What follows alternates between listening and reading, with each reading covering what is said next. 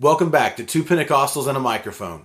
For those of you who have liked our page on Facebook or followed us on Twitter or subscribed to our podcast, we want to say thanks. If you haven't done that yet, we are on iTunes, we're on Google Play Music, we're on Spreaker.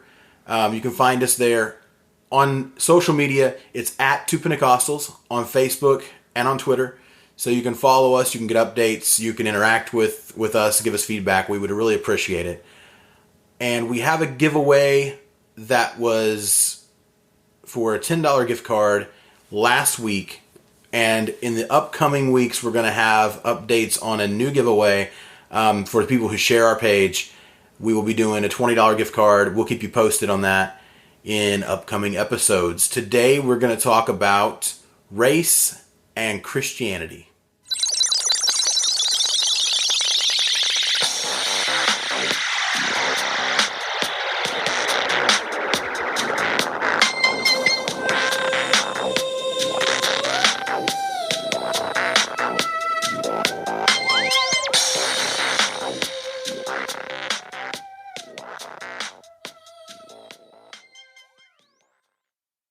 I just want to say before we start this episode that we do get into some political discussions, and a lot of our friends on the right and on the left are not going to like some of the things we have to say.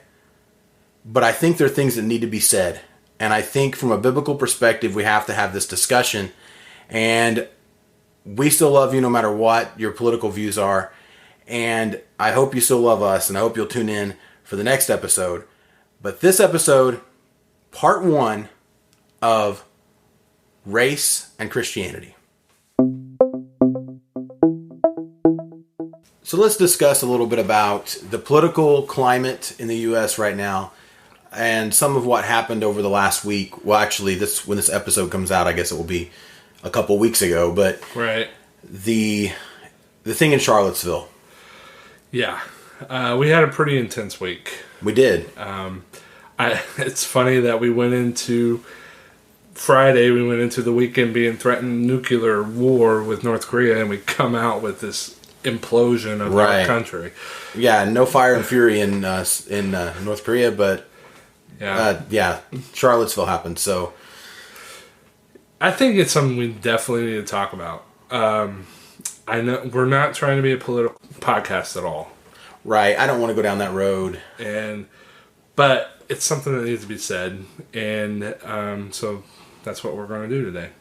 Okay, so like Bryce said, political podcasts, well, politics in this country, it's a commodity. It's pretty cheap anymore. Right. So you get it in the news, you get it from liberal media. You have this like right-wing media now that's blown up online. Yeah. Podcasts, YouTube, whatever. Everybody has an opinion. And we don't want to really get into the weeds too much on politics, and we don't want this to be thought of as a political podcast, because it's not. But we do have to discuss it. We have to discuss how it relates to this issue of race and Christianity. Right. So we had basically 3 factions come together in Charlottesville. Yes. There are protesters, counter-protesters. So who are these groups? First of all, I think we should say that these were extremes of the groups. They were. These are not your conservative grandma and your liberal friend, and so we had fascism on one end, and communism, if you could say, or socialism on the other end, and then somehow they clash, and obviously they do. But we're the average conservative, like you and I, or anyone that's listening, or even the average liberal, we're all being lumped into these extreme groups, whether you take one stance or the other, and that's totally wrong. It's unfair, and I think there is a false dichotomy of one and the other, right and left, right. Republican, Democrat, communist, fascist, and it's been. And obviously fascism and communism have clashed over the years throughout history. This past century was a big story of communism and fascism in a lot of ways. But it's never that cut and dry. It's never that simple. And it doesn't do justice to the issue to look at it that way. Right. It's not fair on both sides to be labeled that way. So, that being said, we had the extreme right group, which we would consider either Klansmen or neo-Nazism. Right. And then you had the extreme left group, which I would, Antifa and, communist. But it's not fair to, add you and I just because I have, I lean more right than I do left, that I'm an alt-right, that I'm a fascist, that I'm a white nationalist. White nationalist or white supremacist, however you look at it. Or if I lean to the left a little bit, I'm not a communist, I'm not a socialist, I'm not a, part of Antifa in any way. And, right. So I said all that because I don't think we need to be lumped into those terms. So when we say right or when we say left, we're talking about the extremes. Right, in this conversation, definitely. And I feel like a lot of stones get thrown, especially on social media, by people who are conservative-leaning toward everybody on the left and labeling them all as commies and this and that. And the same thing, it happens on both sides, I think, because I think there are, liberals doing the same thing. I see it a lot more with conservatives just because I have a lot of people in my circles who are conservatives. Yeah, as do I. Right, and they throw in those stones, and they're probably frustrated with the communists and the Antifa and these people who are becoming violent. I think part of the frustration too is, we have I want to say television news media, mainstream media, is praising the actions of the left versus what actually happened. Right. And I think it's important that, I don't think we get all of our news from one source. I'm not just going to listen or watch Fox News and that's my source all the time. We really need to look at the whole thing. You do. Take different sources and what actually happened before we start throwing those stones. Right, because a lot of people get hit that don't deserve it. Right. And it's easy. I think one of the things, too, that the liberal media, when they're praising groups like Antifa, and even when that group becomes violent, or like if Black Lives Matter, if a Black Lives Matter protest becomes violent, there isn't the condemnation from the left media that you'd see against a white nationalist group. And part of that is because it's so easy to hate a Nazi. Right. So you've got video games now, like Call of Duty, not with you're fighting Nazis or you're fighting zombies. They got these.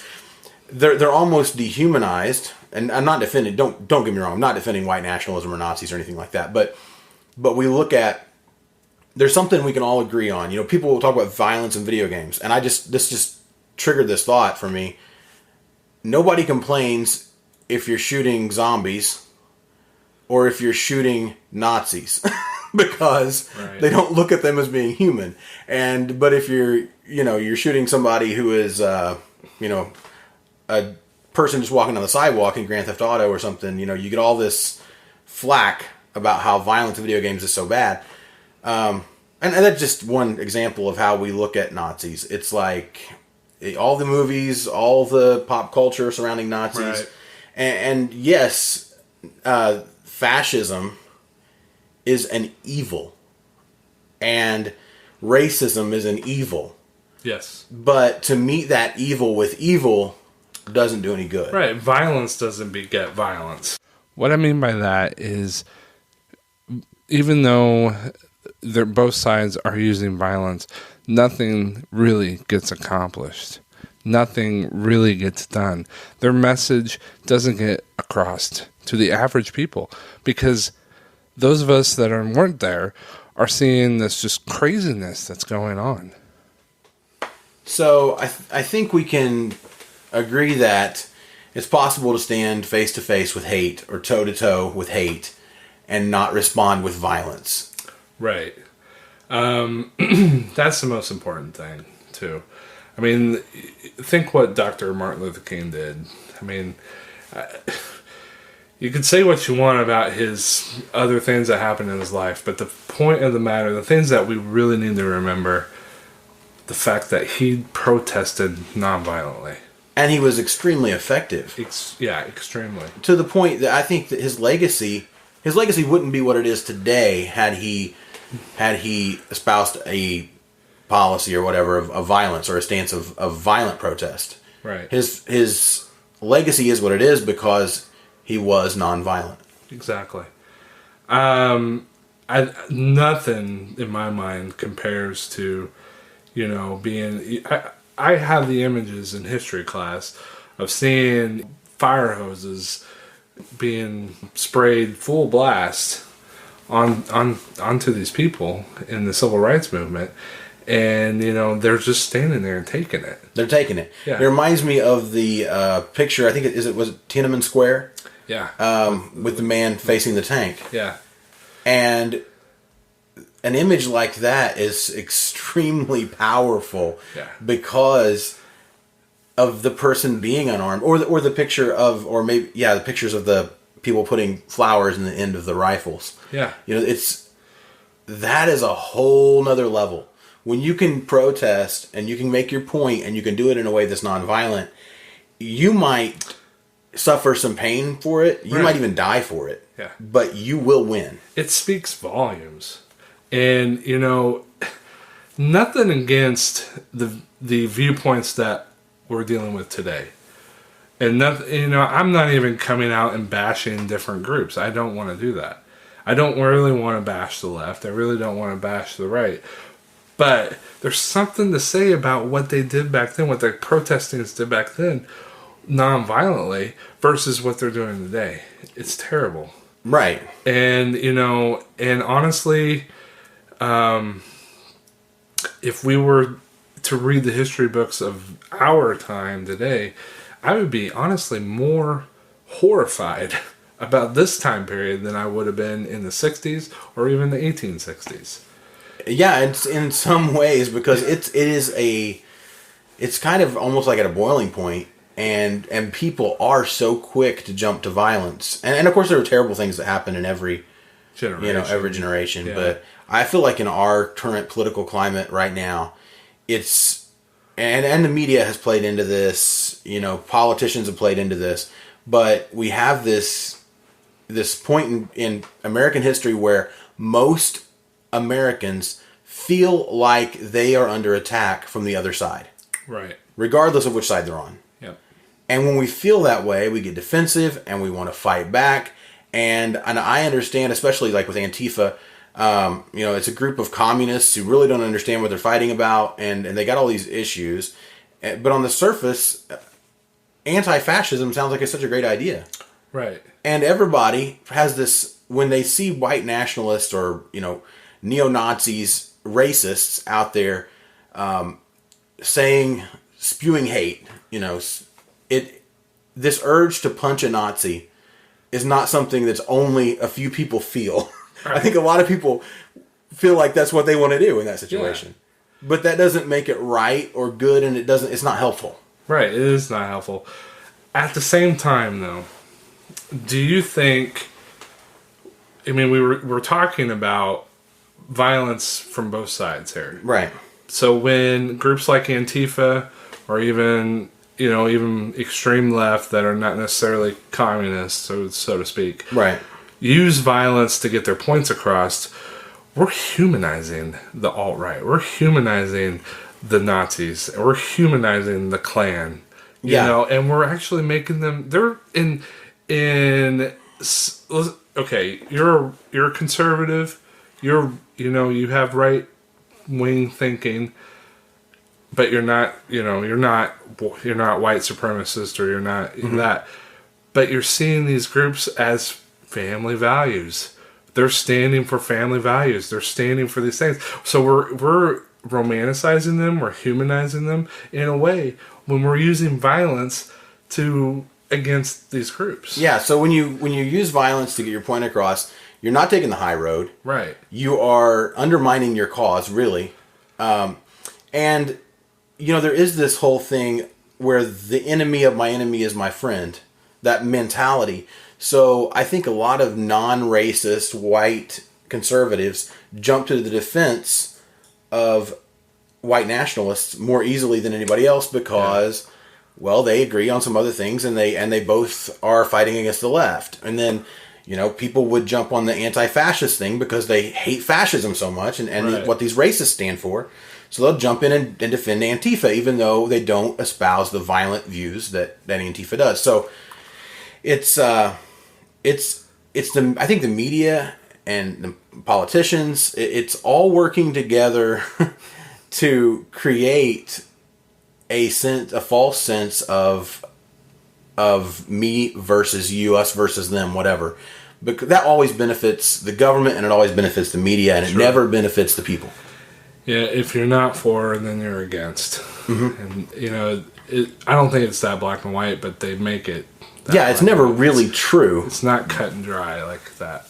And so the things that happen in the recent weeks, it's just going to get worse. And, we're reaching to a point now where how much more can our country take of this?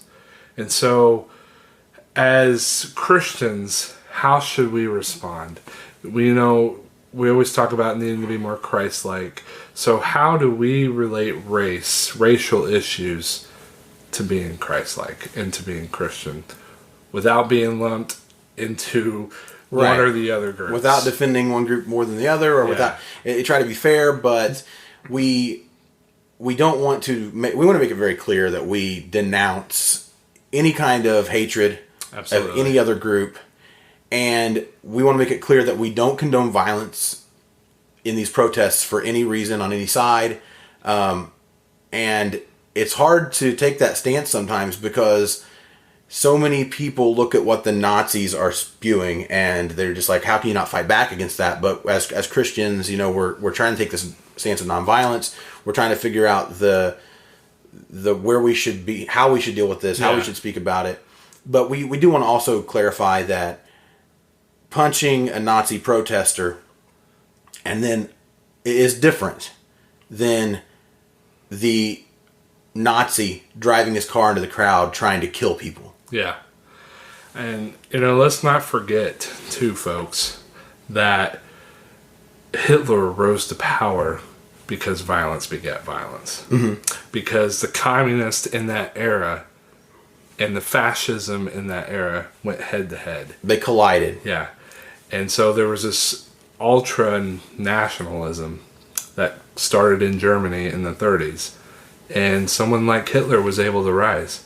And we all know the history of that. And in the U.S., we're in a position where there's a lot of when there's talk of communism, a lot of conservatives are very patriotic. Yeah. And it's easy to cross that line into ultra-nationalism, and that becomes dangerous because fascism can take root, and fascism will destroy a country. Absolutely. So, we definitely do not need to forget that. Right. I think it's important that we have those reminders. Let's talk about statues. Okay. Statues of, Robert E. Lee, Confederate general, being the first, but then it inevitably goes beyond that. But what do you think? Do you have an opinion that you're willing to share? Do you know? I actually have mixed feelings about this. I'm not 100% tear him down, but I'm also not 100% keep him up. I have to agree. I concur. Yeah. Now, I believe it's a slippery slope because we start tearing down all these Confederate statues of Robert E. Lee or Confederate soldiers. Where does it end? Right. And, there's talk of changing the name of Washington, D.C. There's talk of, changing the name of even New York. Because, the Duke of York, if you do your history, was a slave owner. Right. And that's what New York is named after, that guy. And then you get into the problem where a lot of wealthy people were slave owners. Right. And then a lot of places are named after wealthy people. So do you change the name of everything? Right. And, on that note, memorials to Confederate soldiers or even Robert E. Lee, they are memorializing a time in our country's history that is a stain. It really is. A division in our country, not just division, but I mean, it really was brother against brother. Families were fighting each other, and it is a stain on our country's history. I think few things are as big of a stain on our country's history as the Civil War and just the era of slavery, really. Yeah. But the Civil War is kind of emblematic of that. Right. At the same time, though, do we go around knocking all these statues down? I don't think so. Because I think we still need the visual reminder of this past. We can't erase the history. We can't bury the past. It's always going to be there. It's always going to be a part of our country. Do I like it? No. But I can't change that. If I could invent a time machine and go back in that time, I'd say, whoa, guys, calm down. I'd probably be shot. But you would be. Yeah. But, my point is, I can't. I can't do that. I can't change history. And you can't erase. And I think a lot of liberals who, and I'm lumping a whole group in here again. Yeah. We don't like to do that, but this is kind of a liberal thing. This idea of, not everybody supports that on the left, but of kind of almost erasing history, just to make ourselves feel better about our history, or because it's something we don't like to talk about, we don't like to think about. It's a shame. I think it's shameful for our country. Shameful. Yeah. But unless you have a time machine, you can't go back and change history. Right. You can't do it. Erasing it from textbooks, erasing it from memorials, tearing down is not going to change it, people. Yeah, it doesn't make it not have happened. It still happened. Yeah. And I think then there's the question, is a courthouse or a state house the place for a statue of somebody like General Lee, who, from what I can tell, was not like this evil person in his personal life. No. In fact, he didn't even want statues and memorials made of him. And he didn't support slavery. Right. Now, he was very loyal to the state of Virginia. Yeah. I believe, if I remember correctly, that he was, and I don't have sources on this, but I have read that he inherited slaves and released them, freed them, because he believed that slavery was an evil. Yes. But that he felt like he could, and you have to understand, during this era in American history, it was much closer to the founding of our country than we are now, and there was much more of this idea, almost libertarianism, this idea that states will not have to answer to the federal government for very much. Right. The states are independent. No, and we're not a history podcast at all. No. But historically speaking, it really was us versus them as far as the South is concerned. Mm-hmm. North was very industrialist. Yeah. They had a lot of things going for them that the South didn't. And so I think the South felt marginalized. Right. And, I know the underlying issue of the Civil War was slavery. Yes, and absolutely. You cannot not argue that. You can't, yeah. But it was, to an extent, state rights. It was, and a lot of it was the states' rights to have slaves, but yeah, it was a lot of things. It was slavery, it was states' rights, they felt like they weren't represented as well as the North in certain things. And the North, actually, most food crops were produced in the North. But the North was far more industrialized during that era than the South was. Right. The South was a lot of, of course, cotton and things like that we think of, but it was more agrarian. And I think that we see a parallel with that time in history and now. There are a lot of groups that feel like they're underrepresented. And I think you saw that in the last election. I think you saw a lot of people that weren't politically active ever in their lives, maybe, becoming really awoken. They're energized. Right. And we saw it with Obama too. Yeah. Both Obama and Trump were elected by people who weren't really politically minded before, but felt underrepresented. Right. And were energized with this hope of, hey, there's somebody that gets me. And I'm not saying that's a bad thing. I think we should all be politically active. I think it's good more people are getting politically active. But I think we're just saying, I think we're in an era where we kind of have groups on both sides feeling like they're marginalized, they're underrepresented. And that leads to kind of a pressure cooker as far as things like this go. And, that's perfect example of actually what has happened. And we have a group that's marginalized, and it just got tired of, being ostracized or, persecuted in a sense. Right. And, they rose up. Mm-hmm. And, I think we shouldn't be surprised by that. We shouldn't be surprised that the Klan still exists today. No, we shouldn't. We shouldn't be surprised that there is still white supremacy today. I seen, you just saw my Facebook post the last few weeks, I can't believe this is happening. This is 2017, and I thought we've grown so much more in this. And I think that's the left are feeling like just in shock. Yeah, I think so.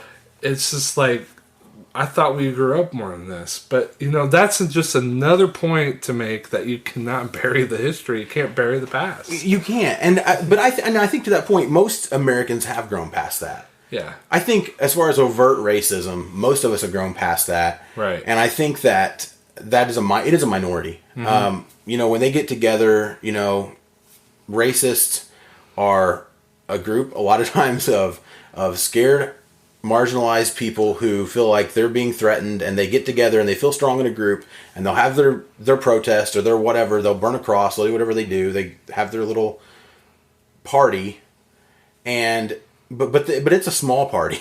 Yeah. It's not a big group of people. I remember several years ago now, and it would have probably been 10 or 15 years ago, I remember a newspaper article locally where the Klan, the main, Klan group, whatever, in Indiana, there's like 3 different Klan groups or branches in Indiana that are active. But they had one had a meeting here in Franklin, Indiana, in the park, and this has been 10 or 15 years ago maybe.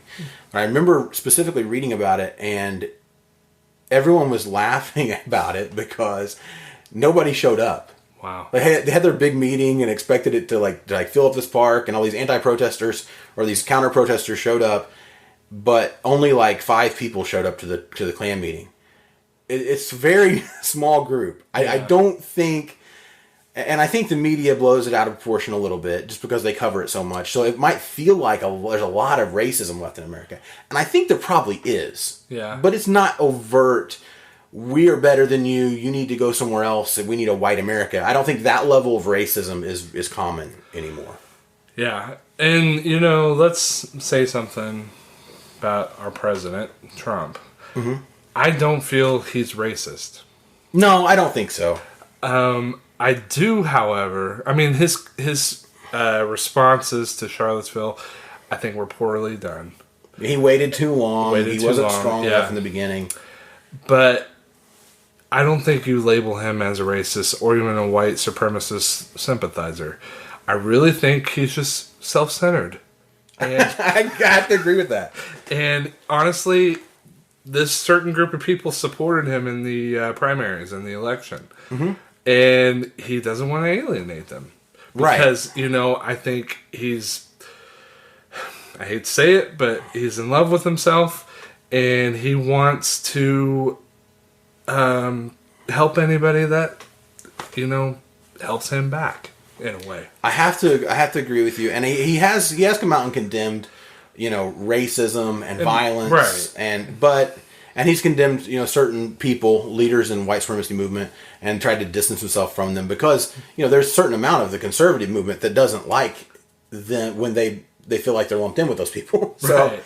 But he doesn't want to go too far too quick either. And like you said, I think I was talking to somebody on Facebook last night. I believe I was having a conversation with some people on Facebook about race, and I don't know if I was the only white guy in the conversation, but I think I was if I remember correctly, and it was this this idea that he's a racist may have some, to somebody else in a different position may feel absolutely true. To me, I made the point that kind of what you said. I don't think that he's necessarily a racist. I don't know him, obviously. I can't make that call. But I know that he is very self-absorbed and he's not very self-aware. And he says things and doesn't think about them a lot of times. And especially if you, look at his Twitter account. I mean, no matter how much you support him, and I'm one of these people. I am not, like 120% pro-Trump, and I've actually spoken out a lot against the way he does a lot of things, against a lot of his, mostly his attitude more than anything else. But I do pray for him, and I've done that with any leader. I did the same thing with Barack Obama, and I felt like that as an American and a Christian, I have to be respectful of our leaders, and I have to pray for them, and hope they do the right thing, make the right decisions. But I do think that a lot of times he just says things, and a lot of people do this. Yeah, says things that he doesn't realize how they sound, and he doesn't care. Right. I do it too. I don't have a filter, and he's human. We have to remember that too. And first of all, he's not a politician. He's not. Obviously, he's not very good at politician. And he may have speechwriters. I really don't know. To me, it's just a lot of times he just says what's on his mind. And a lot of people like that because they're so sick of political pandering. Right. And he kind of talks to you a little bit, and I like that in a politician. I don't agree with 100% of what he says and his policies. The things I do agree are the core beliefs of conservatism. So that's why I felt like I needed to vote for him. But he does say some off the wall things, and he does definitely tweet some off the wall things. Right. And I think they tried to revoke his Twitter account at one point because of it. But I think, I know his cabinet members are going nuts over it, I'm sure. Oh, yeah. No doubt. And here's the thing with politics. If you supported 100% of what Obama did, or if you support 100% of what Trump is doing or does, then you're not thinking for yourself. Right. No two people agree on everything. Yeah, exactly. And there are a lot of people that did support Obama no matter what, and there's people that support Trump no matter what. And you got to think for yourself. But, I'd say, okay, Obama, I didn't like his policies. There are some things that are all right, but most of it, no. Yeah, most of his policies I disagreed with as well. But I think electing Obama to the president of the United States was one of the greatest things this country ever did because he was African American. Electing a black president did say a lot about our country. Yeah. It did. It said a lot about how far we've come. Unfortunately, after that, a lot of I guess you call them soft racists, people that won't wear a swastika on their arm or they won't put a hood on, but they're still very racist. And if you get them in private conversation and it's only white guys, you're going to hear it. Right. Those people used Obama as an excuse to why they're not racist. They can tell a racist joke and then they can say something completely racist and talk about how black people are this or that, or black people aren't as intelligent as white people, or black people are more violent than white people. All this stuff they say, and they say, "Oh, well, we're not racist though because America elected Trump or elected Obama. How can we be racist?" Right. It's almost like a free pass now, to say what you want. That is true, but it's funny that Trump ended up being the president that succeeded him. Yeah. But I do think, historically speaking, with the past this country has, and with everything that we've gone through with the African American race or ethnicity, it was an amazing moment in our country. It was amazing. It was inspiring. Yeah. I didn't vote for Obama. I didn't either. But I was inspired by him. Right. I have to admit that. And a lot of conservatives just hate Obama. Yeah. And I think that's, there again, politics, people like to hate what the person they don't agree with or whatever. Right. But he was inspiring. He was. But I think what's important to know, though, is we should not, I really liked that we voted for him because of our history, or elected him as president because of our history. But, like, I didn't vote for him because I didn't like his policies. Exactly. I didn't stand for what he believed in, honestly. Right. And I agree with that. Yeah. And I think that brings up the point that we should not... Skin color shouldn't even matter. It really shouldn't. Yeah. It should be about what he stands for and what he believes. And that's, I think, as a president of the United States and the people of the United States, that's what we need to look at. Skin color shouldn't have been an issue. No, unfortunately for me, it kind of was because of our country's history. Mm-hmm. You know, I wanted that for our country. I think that was a good healing moment for our country. Yeah, I think it was. Yeah, and like you said, it really shouldn't matter, and it's sad that it does. Yeah, but it was kind of almost like a healing moment because it felt like we've made some progress. Yeah, and then Charlottesville happens, and we regressed. Right, and it is an isolated event, but then it's also kind of symptomatic of a bigger problem. I think there is a deeper issue. Right. And there's not a lot, like I said earlier, not a lot of people that are going to wear the swastika or the hood or they're going to join the Klan or something like that. Yeah. But there are a lot of people that sympathize. And that, you know, frankly, there's a lot of people that I know and family, friends who are racist and would never admit it. They're not as racist as some other people. Yeah. But they don't necessarily say things out loud in public, but in private they do, because I've heard them. Because I'm another white guy, and in a room full of white people, they feel totally comfortable saying these things. Sure. And if you called them a racist and called them out on it, they would be appalled by it. Yep. But the things they're saying, you know, are racist. Right. Yeah.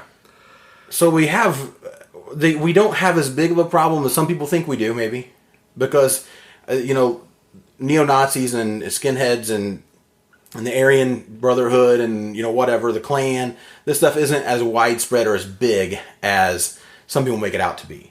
Right. But there is this undercurrent of racism still in this country. And it's a real thing. We have to discuss it. We do.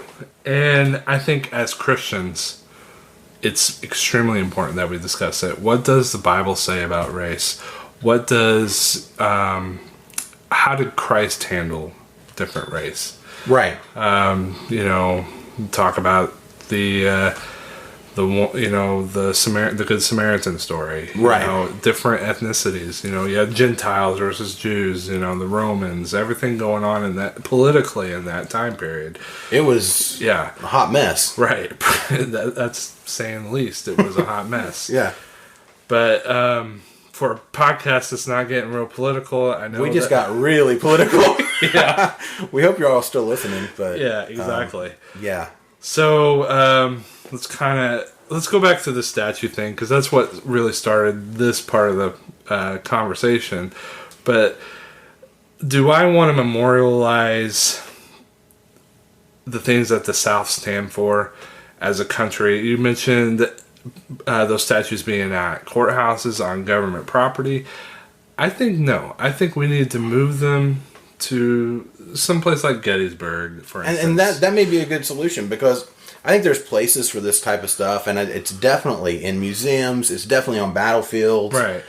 Things like that. But and you know, it's interesting to me that we see in with leaders around the world who were overthrown, right? And the most recent one probably that springs to mind for me is in Iraq with Saddam Hussein. Sure. We were cheering people on when the statues were coming down. And, you know, that was a powerful image, too. And it was. I see it in my mind right now.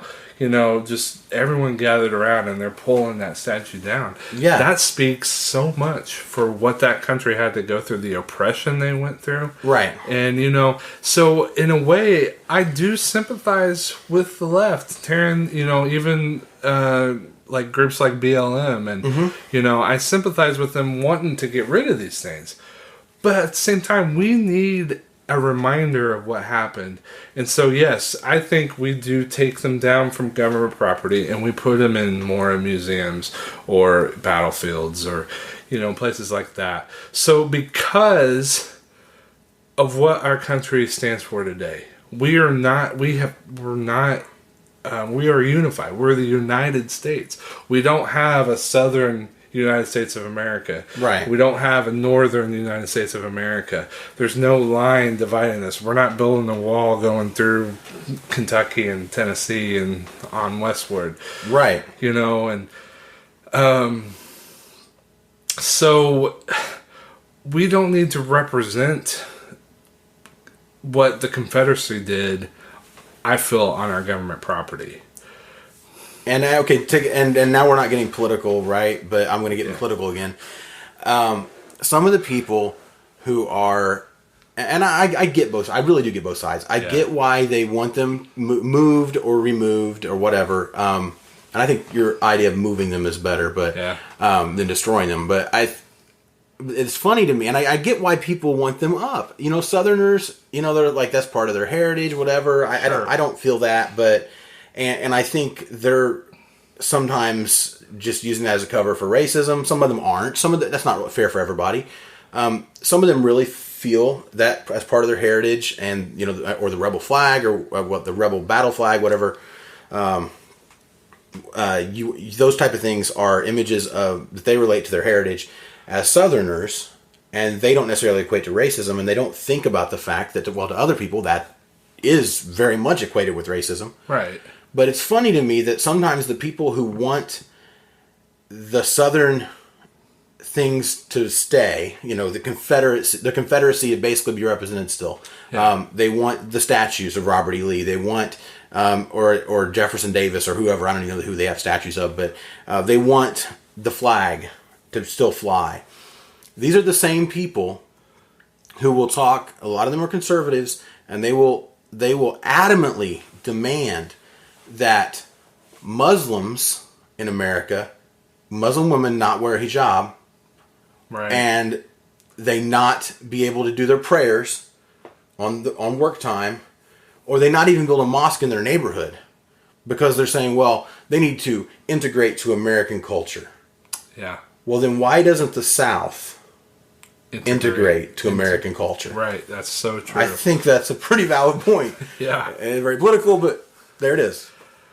Yeah, that was a really good point. I was gonna say too, tearing down these statues is a slippery slope. It is. And where do we draw the line at? You brought up the rebel flag or the battle flag.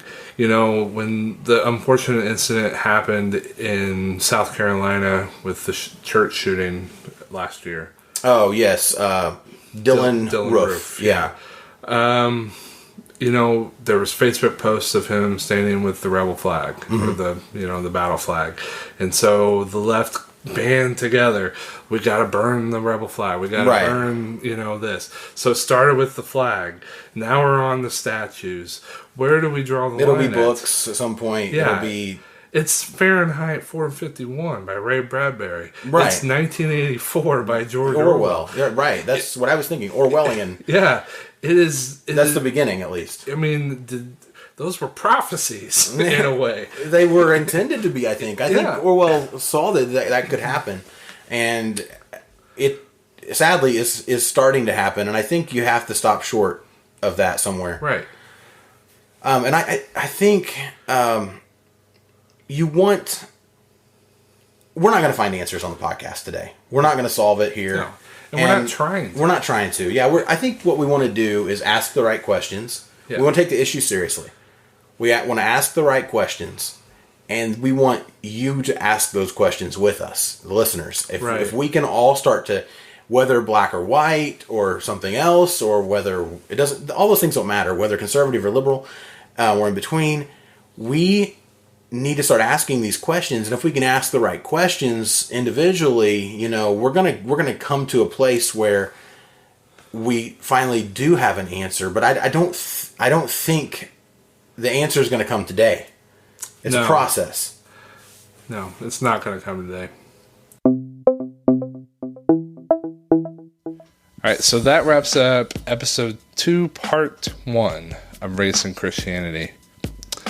wow, Jaredith and I talked about a lot. And there was just so much more that we could have talked about, but we had to cut it short. We do not want to be a political podcast at all. We are saturated in that in our lives in America. But we just don't want to add to the noise. But it is important that we do talk about this stuff because it's relevant to our time. It's relevant to what we're going through right now.